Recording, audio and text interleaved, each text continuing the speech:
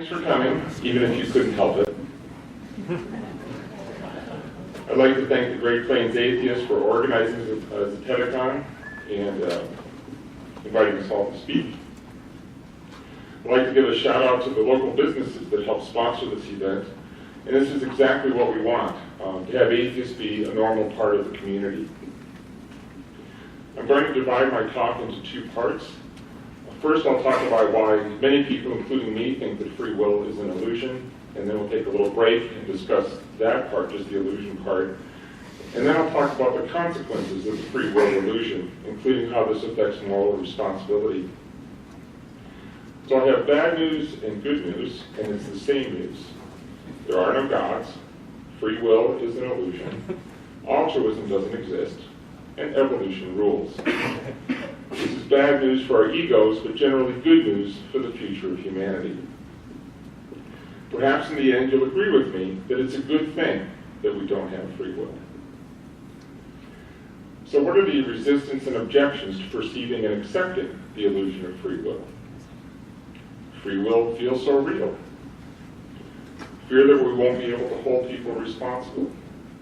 Fear that we won't be able to justify disciplining anyone.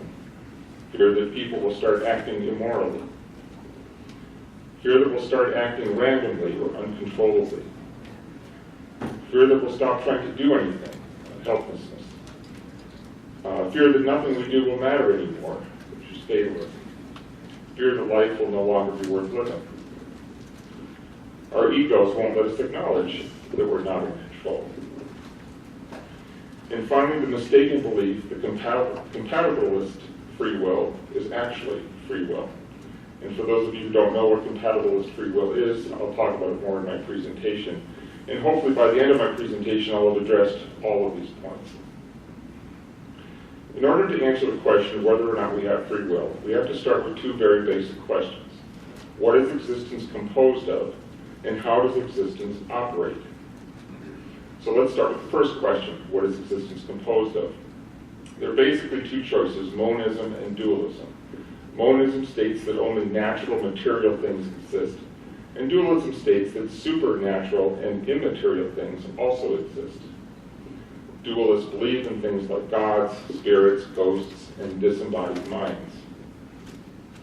Since I'm speaking to an audience that probably doesn't believe in supernatural or immaterial things, let's focus on monism, the natural material world. So our second question is, how does this material existence operate? We start our discussion with the classic Newtonian physics phenomenon of determinism. This is absolute cause and effect, leading to perfect predictability. Almost everything above the atomic level, which we could call the macro level, follows strict determinism almost all of the time, and this is known as adequate determinism. The opposite of determinism is indeterminism. And I found several definitions of indeterminism, but three of these seem to cover all the possibilities. First, a cause may determine a single effect, but that effect is unpredictable. Second, a cause may have more than one possible effect, thus the effect is unpredictable. And third, there may be an effect that doesn't have a cause, and thus the effect is unpredictable. Frankly, I don't know if there is anything that fits this third definition, an uncaused cause or a thing that is its own cause. But if it existed, it would fall under indeterminism, because you wouldn't be able to predict what would pop into existence. Now, indeterminism applies mostly at the atomic level, or what we might call the micro level, things like quantum mechanics, uncertainty principle, and radioactive decay. Now, some people might argue that some of these things that I'm placing under indeterminism should actually be categorized under determinism. And for the purposes of free will, I don't think it matters, because I don't think that any existing physical phenomena allow for free will. So categorize it however you want. I don't see anything here that allows for it. Determinism does not allow for free will, because we can't break into the chain of cause and effect. Indeterminism does not allow for free will, because by definition, we can't control it. So let's examine these more closely, and we'll start with determinism. What do you mean, the quantum fluctuation? Didn't we discuss cause and effect? And the kid's broken a lamp there. All discussion of free will starts with determinism. In 1814, the French mathematician and philosopher Pierre-Simon Laplace published an essay that translates into English as a philosophical essay on probabilities. In the introduction to this essay, Laplace talked about an omniscient being, which others later called Laplace's demon. He wrote, "We may regard the present state of the universe as the effect of its past and the cause of its future. An intellect which at a certain moment would know all the forces that set nature in motion and all the positions of all the items of which nature is composed. If this intellect were also vast enough to submit this data to analysis, it would embrace in a single formula the movements of the greatest bodies of the universe and those of the tiniest atom. For such an intellect, nothing would be uncertain, and the future, just like the past, would be present before its eyes." In other words, if everything is deterministic, then free will is impossible. At least above the atomic level, the universe operates mostly by determinism. Otherwise, everything would be chaotic and prediction would be impossible. The same science experiments would almost never produce the same results. In order for free will to exist, you'd have to be able to control determinism. To do that, you would need an uncaused cause in order to break the chain of cause and effect.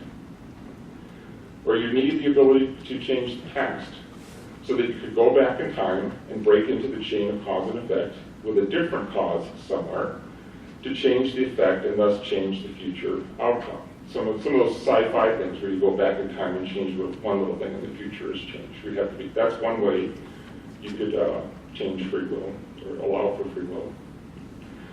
Or you need the ability to change the laws of physics so that the universe operated in some other fashion. And none of these things is possible. Or, in order to have free will, you'd have to be able to control indeterminism, assuming that you could control it. But the only way you could possibly control indeterminism is with determinism, which takes us back to the original problem of controlling determinism. You cannot control indeterminism with indeterminism. You'd never know what result you were going to get. So what do we mean when we talk about free will? We mean that an urge or thought comes into our heads, and it may come from inside our unconscious brains, or it might be suggested by someone or something from outside our brains. But whoever this urge or thought gets into our heads in the first place, we use conscious free will to examine and manipulate that urge or thought. And then we use conscious free will, often using cost-benefit analysis, to decide whether or not to take action. But we have agreed at the outset that we are living in a natural material world. This means that our urges and thoughts are physical things that occur in our brains. There is no ghost in the machine. How can we freely control the electrochemical reactions, the urges and thoughts in our brain, since that control would itself be electrochemical and would have its own cause? People say they believe in cause and effect, but then somehow believe that how their brains operate is an exception to the rule. An example of how our thoughts are material things in the brain is that certain types of words and the images they evoke light up different parts of the brain. Another example of how our urges and thoughts are material things is that magnetic coils can be used to affect a person's brain and get them to involuntarily move parts of their bodies. And finally, stimulating a brain region believed to play a key role in learning, reward, and motivation caused monkeys to change which of two images they chose to look at, essentially making decisions for them and controlling their mind. Now here's the great catch-22 of free will and determinism. In order for your will, free or not, to work properly, you need determinism to operate almost all the time. You need it to be the case that one thought can lead to the next one in an orderly fashion. And that once the decision has been made to do something, that thought can be reliably translated into action. But only determinism can guarantee this. Otherwise, you couldn't think straight. and your intention would be followed by an unpredictable action. But if determinism is true, then there's no free will. There are a lot of definitions and positions on free will. Today I'll just talk about the three main ones. Now, so far the type of free will we've been talking about is called libertarian free will. In other words, a will that is free from a preceding cause. However, most people who believe in, I should say, a preceding physical cause. Most people who believe in libertarian free will agree that determinism doesn't allow for it. But they do believe some sort of indeterminism does allow for it. But as I pointed out earlier, since we can't control indeterminism, it can't allow for free will. The next main position on free will is incompatibilism. Now, regular incompatibilism is the view that free will is not free from determinism. It's incompatible with determinism. And hard incompatibilism is the view that free will is also not free from indeterminism. So if you haven't guessed by now, I'm a hard incompatibilist. I don't think anything allows for free will. And the final position on free will is compatibilism. Now, compatibilism ignores the internal forces of determinism and indeterminism in your brain. Instead, it redefines free will to ask if there are any external barriers to enacting your will, such as electrodes in your brain or chains on your body. Compatibilist free will is compatible with both determinism and indeterminism because its definition of free will has nothing to do with determinism or indeterminism. However, in my view, this is an incorrect definition of free will, and therefore reaches an improper conclusion. Compatibilist free will is the freedom to act on your unfree will, not free will itself. Now here's an analogy as to why I think compatibilist free will is wrong. Suppose I gave you a photograph of a pinball game with a ball caught in flight at the top of the game. From the picture, it would seem like the ball had multiple paths that it could take as it drops down. This is really quick to look. However, once you know the ball's mass, the ball's speed, the direction of the ball, the density of the air, the amount of gravity, the angle of the surface, the coefficient of friction, you would realize the ball had no choice but to fall in only one path. There was nothing blocking the ball from taking alternative paths. However, those alternative paths were never true possibilities, given the pre-existing forces acting on the ball. Now, some materialists think they found 6 loopholes that allow for free will. The first apparent loophole, as I mentioned earlier, is indeterminism. However, the very definition of indeterminism means that we can't determine it. We have no way of consciously or unconsciously controlling unpredictable events. And what follows an indeterminate event is still determined by that event. So there's no free will there. The second apparent loophole is random noise in the brain. But if it's truly random and not determined, then by definition we can't control it. And if it's actually determined, then we also can't control it. So there's no free will there. The third apparent loophole is that human thought is very complex, but complexity only puts limits on our ability to scan the brain and predict what choice will be made. Complexity does not alter the laws of physics, determinism and indeterminism. And so there's no free will there. The fourth apparent loophole is that we don't know what causes consciousness, but consciousness is still a material thing, and thus subject to the same mostly deterministic universe that affects the rest of our bodies, so there's no free will there. The fifth apparent loophole is that if we're really non-free will robots, then consciousness would not be necessary. However, without consciousness, we could only react to our environments. Consciousness allows our brains to imagine potential futures, thus increasing our chances for survival, even if we don't have free will. And finally, some people talk of free will as an emergent property, but they never tell us how free will emerges. To me, the phrase emergent property is a magical term, like the word God. It explains nothing, so there's no free will there either. Now, we usually think of our thought processes as acting this way, from unconscious thought or urge to conscious thought or urge, to decision, to action or inaction. But guess what? That's not how it works at all. It turns out that our unconscious minds actually make the decision before we have the illusion that we're consciously making the decision. A number of laboratory experiments involving human volunteers have demonstrated unconscious brain activity before a conscious choice. And the way they do it is this. They set up a clock on a computer screen. They sit someone down and they put electrodes on their heads, monitoring parts of their brain. Well, it's working, but it's not showing. Anyway, they start a clock running. And they say, now whenever you want, move your finger, or move your left finger or your right finger. And when you get that urge, that first thought to make a motion, tell us what number the hand is on. And then go ahead and make the motion.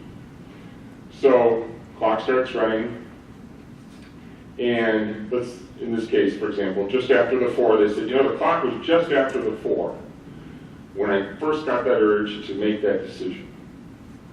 And then there's a little delay between when you get the urge and then you actually make the move, pressing the button. So anyway, they identify just after 4 is when they get the urge. But it turns out there's brain activity before that decision is made, and the unconscious brain is operating. So, for example, this is, I guess, the first major experiment. In 1983, neuroscientist Benjamin Libet asked volunteers wearing EEG electrodes on their heads to lift your finger whenever you feel the urge to do so. And when they did, the finger movements were preceded by a dip in the electrical signals being recorded in the brain's motor cortex, which is called the readiness potential. In other words, the unconscious mind became active 0.3 of a second before the conscious mind made a choice. Libet interpreted the readiness potential as the brain preparing for movement. In 2008, the neuroscientist John Dylan Hayes asked volunteers to tap one of 2 buttons at will with a finger of their left or right hand, and they used an fMRI scanner to monitor the brain.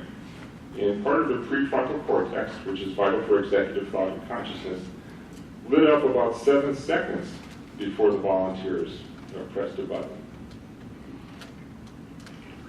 Furthermore, deciding to press the left or right buttons revealed a slightly different brain pattern, enabling the team to predict 60% of the time which button would be pushed. Now, I agree 60% is not much above chance.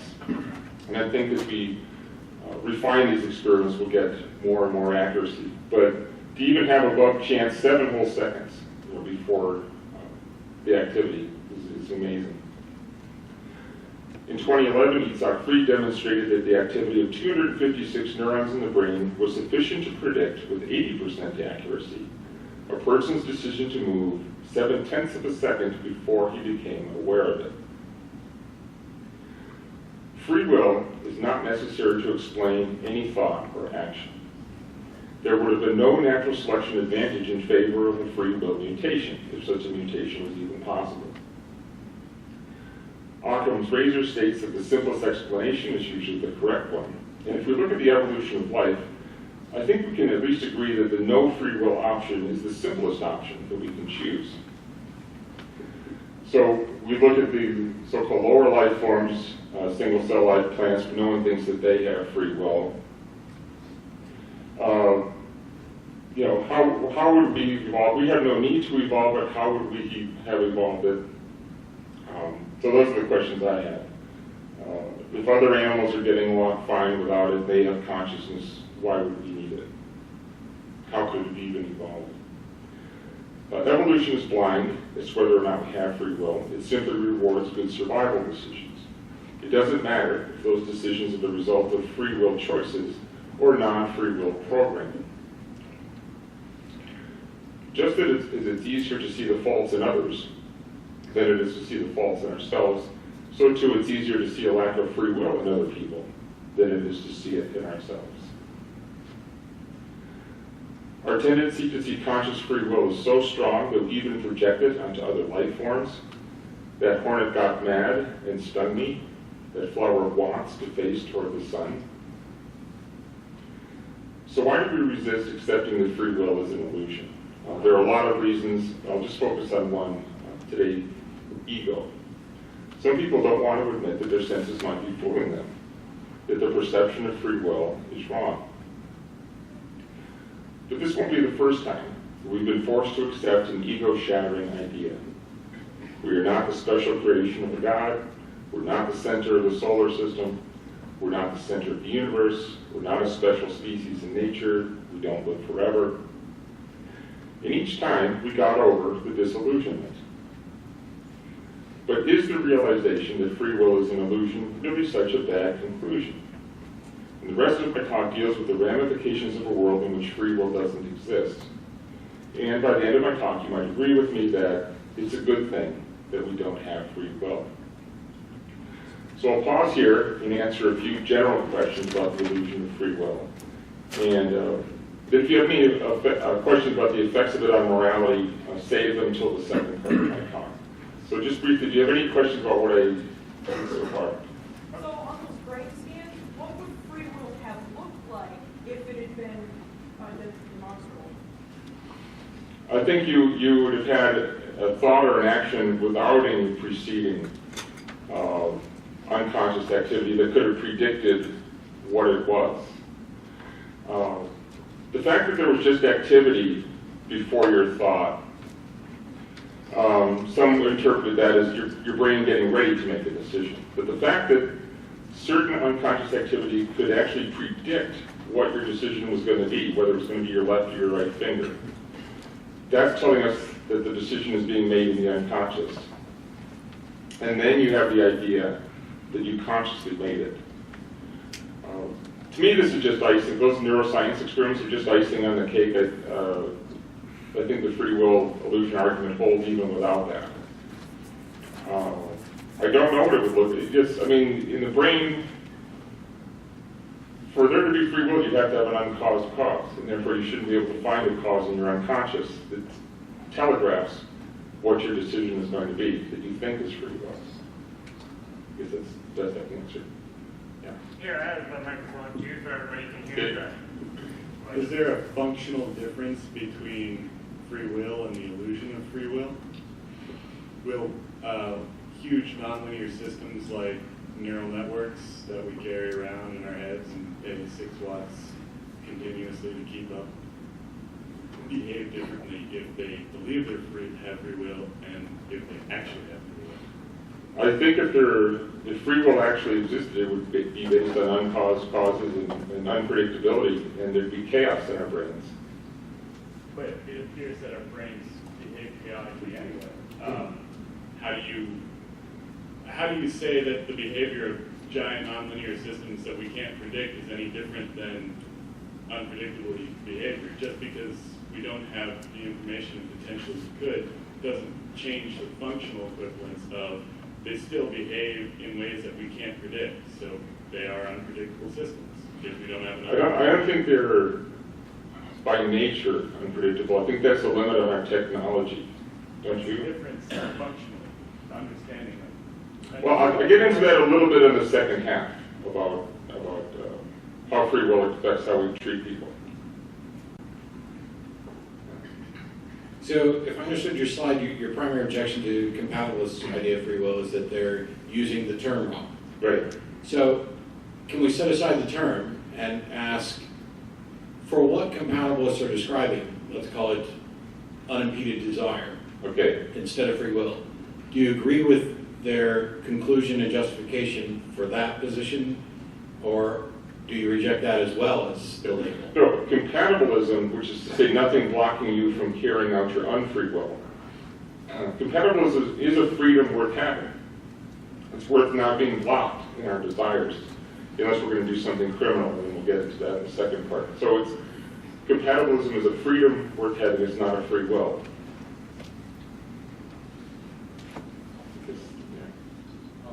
Thank you for the illusion presentation, sir. And but my question is that consciousness as a phenomenon, I find it seems to be from academic sources as well as through meditation practice that consciousness is a supernatural or immaterial kind of phenomenon. Can you correct me on that? Well, most neuroscientists would say that consciousness, we don't understand how it's generated by the brain, but they all think it's a physical thing, not a supernatural thing. There are arguments about how even supernaturalism is incompatible with free will. I don't go into those. Sam Harris does a little bit. There's just not time here today to do that. I agree with your argument, though. Yes. All right, do we want to proceed to the second? Oh, we've got another question? Okay. I'm finding this to be a poorly formed concept. I don't really see a difference between the unconscious and the conscious because it's us, the combined part. And if general is, I won't say, well, when I touch this, that's too simplistic. If you take, say, a general in a battlefield in a complex situation, it isn't like, move the soldiers over on the left flank forward a kilometer. He sits there and listens to his people and he analyzes the situation and he decides after some amount of time and analysis, all these real world inputs that move those soldiers forward 1 kilometer or whatever decision he makes. And he is making a decision. And the process may be mechanistic, but he's still making a decision. At least that's how I see it. And I talk about this more in the second half, and it's not a free will decision. But I'll talk about it more in a second. There are some people that think that, okay, that we, especially based on these neuroscience experiments, that we don't have conscious free will, but somehow we have unconscious free will. The unconscious is freely making the decision. But the unconscious is still part of the material world. And so the same objections would apply to that.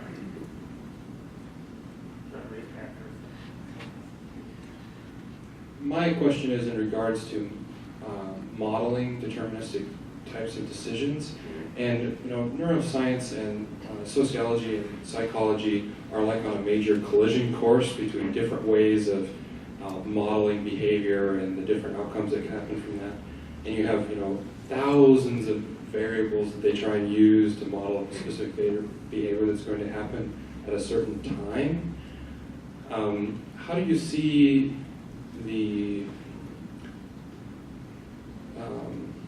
best way to phrase it, the interlace between those fields and what will happen as those different variables combine into one outcome? Do you even see the variables that sociology and psychology uses to measure deterministic outcomes as being useful? Or is that something concepts that should not be linked together to be measured? As I said earlier, I don't think complexity affects whether or not we have free will. I'm probably not going to give you a satisfactory answer to your question, but whatever field you're coming from, I don't see any free will. There's lots of factors that go into determining what our behavior is. But free will doesn't apply to any of them that I can see. Okay, we'll move on. So let's proceed with the second half of the talk, the consequences of the illusion of free will, including its impact on moral responsibility. We'll start with a bit of comic relief. Do you think the chemistry of the brain controls what people do? Of course. Then how can we blame people for their actions? Well, because people have free will to do as they choose. Are you saying that free will is not part of the brain? Well, of course it is, but it's the part of the brain that's out there just kind of being free.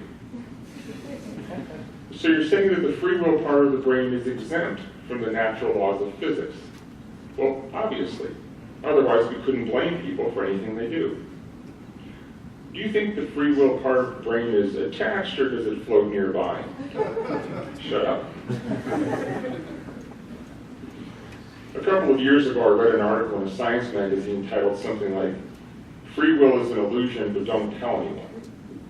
And a lot of people are afraid that we'll change our behavior for the worse if we find out that we're not in control. And in fact, some studies have shown some short-term negative effects if you suggest or convince people that there's no free will. But I have 4 responses to that. First, if free will is an illusion, then we're better off preparing for the truth rather than running away from it. Second, I'm not convinced that there are long-term negative consequences to the idea that there's no free will. The same positive and negative feedback and consequences will still be at work regarding our actions. Third, the same gloomy scenario was predicted if people realized that God didn't exist and it didn't happen. And fourth, there are benefits to realizing that free will is an illusion. And I'll talk more about those shortly. As you mull over the possibility that free will is an illusion, your initial reaction might be the same as mine, kind of fatalism. Why should I bother to do anything if it's all out of my control? Why not be passive and lie around all day and wait for things to happen to me since I can't control them anyway? Well, try it sometime. We're programmed by evolution to get bored because doing nothing is usually a poor survival strategy, while being curious about and investigating our environment is usually an excellent survival strategy. Soon you'll be compelled to rise up out of your bed and pursue something that interests your brain. Enjoy the journey. Regarding fatalism, Sam Harris writes, losing a belief in free will has not made me fatalistic. In fact, it has increased my feeling of freedom. My hopes, fears, and neuroses seem less personable and indelible. There's no telling how much I might change in the future. A creative change of inputs to the system, learning new skills, forming new relationships, adopting new habits of attention, may radically transform one's life. Life is interesting because we can't always predict how our environment, especially people, will change, how we will react, and what thoughts will pop into our heads. An omniscient being might know these things, but we're not omniscient. And I suppose if we were omniscient, life would probably be very boring. If you are enjoying your life, then does it really matter if it's the result of brilliant free will decisions that you're making or a great program running in your unconscious mind? The result is the same. But what if you're not enjoying your life? Is there any hope? Well, I'll have an answer for that shortly. So if we're not in control, then what is? Well, we're back to the natural material world. First, there are the forces of nature that affect everything in the universe, things like gravity, heat, electricity, chemical reactions. And then there's the force of nature that affects living things, in particular, evolution. Who we are, of course, is a product of our genetics and our environment. We are evidence gathering, reason employing, often, not always, problem solving, survivalists, and procreationists. Although some of us don't procreate, we just go through the motions. Which is all nature has programmed us to do. We experience positive and negative feedback and adjust our behavior accordingly. No free will is necessary for any of this.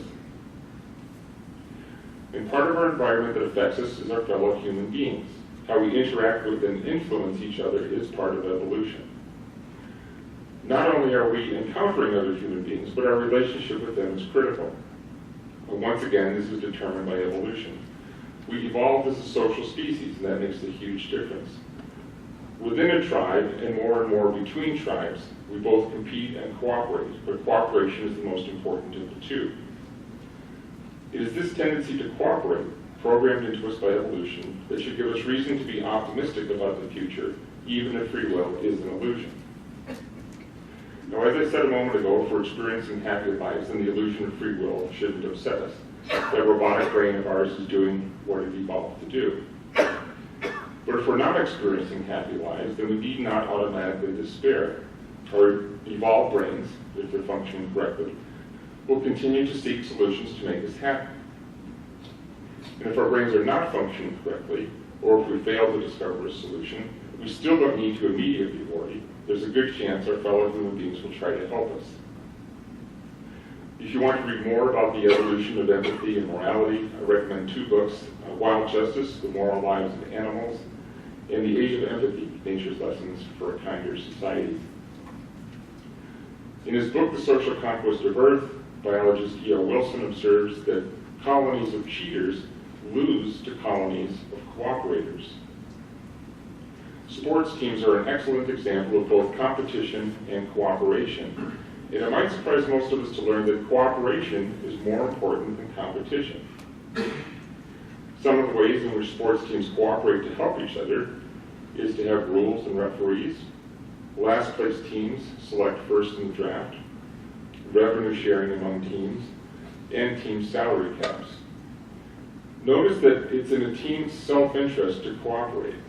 Otherwise, the league would collapse into a handful of powerful teams, and it would not generate as much overall revenue.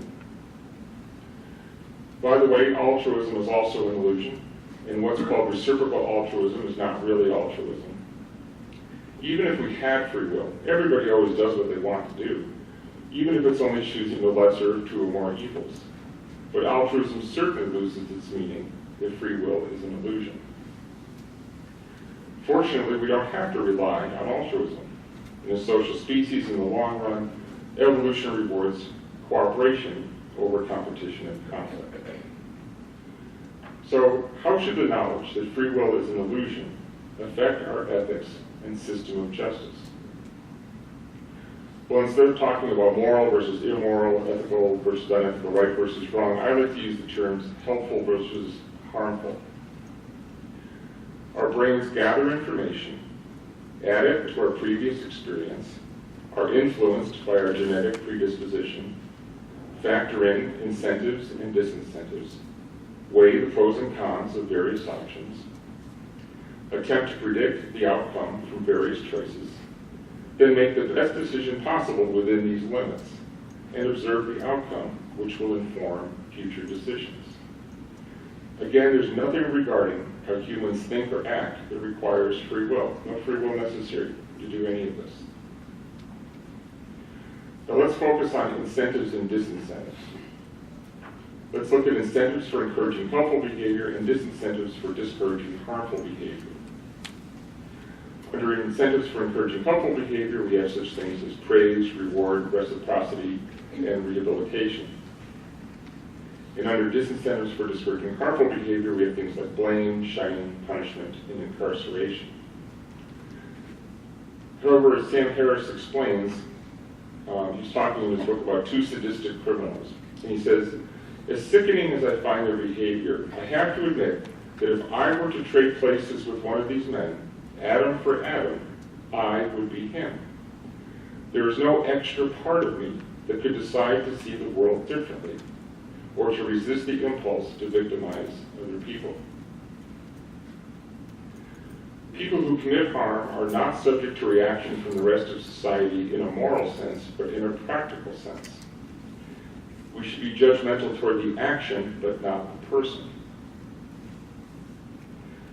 There are practical reasons for acting against harmful people: to protect society from the criminal, to protect the criminal from society, vigilantism, rehabilitation, and as a warning to other would-be criminals.